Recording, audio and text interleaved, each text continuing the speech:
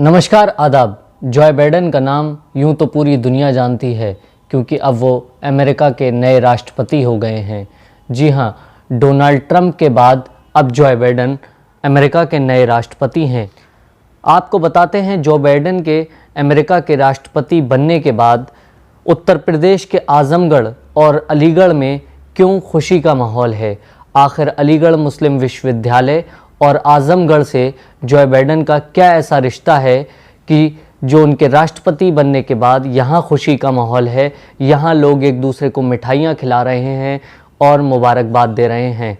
Joy Biden America के राष्ट्रपति बने, लेकिन उत्तर प्रदेश के इन दो शहरों में ये खुशियाँ मनाई जा रही हैं।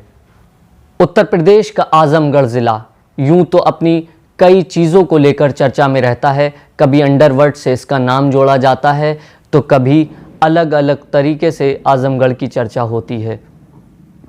मौजूदा वक्त में समाजवादी पार्टी के अध्यक्ष अखिलेश यादव वहां से सांसद हैं, लेकिन चर्चा इस बार उनके सांसद होने की नहीं है। चर्चा है इस बार अमेरिका के नए राष्ट्रपति जॉय बाइडेन को लेकर, क्योंकि जॉय बाइडेन से आजमगढ़ और अलीगढ़ का क्या ताल्लुक़ है, इसको लेकर चर्चा हो रही है। भारत के लोगों को ये नहीं पता है कि जॉय बाइडेन के राष्ट्रपति बनने के बाद इन दो शहरों में ख़ास उत्साह है, ख़ास खुशी का माहौल है और लोग एक दूसरे को मिठाई खिला रहे हैं, खुशियाँ बांट रहे हैं। इसकी वजह क्या है? पूरे देश को ये पता होना चाहिए कि जॉय बाइडेन के राष्ट्रपति बनने में अहम भूमिका निभाने वाले फ्रैंक इस्लाम, जो बराक ओबामा के समय बराक ओबामा के एडवाइज़र थे, एक बार फिर वो चर्चा में हैं और जॉय बाइडेन के एक एडवाइज़र के तौर पर उन्होंने काम किया और जॉय बाइडेन को सबसे ज़्यादा उन्होंने फाइनेंस किया था। जॉय बाइडेन के ख़ास लोगों में शुमार फ्रैंक इस्लाम एक बार फिर अमेरिका के अंदर बड़ी जिम्मेदारी संभालने वाले हैं। बड़े उद्योगपतियों में फ्रैंक इस्लाम का नाम अमेरिका के अंदर गिना जाता है। जैसे हमारे यहाँ अंबानी और अडानी का नाम लिया जाता है, ऐसे ही अमेरिका के अंदर फ्रैंक इस्लाम का नाम लिया जाता है। फ्रैंक इस्लाम मूल रूप से आजमगढ़ के रहने वाले हैं और अलीगढ़ मुस्लिम विश्वविद्यालय से उन्होंने अपनी शिक्षा ग्रहण की है, यानी कि तालीम हासिल की है।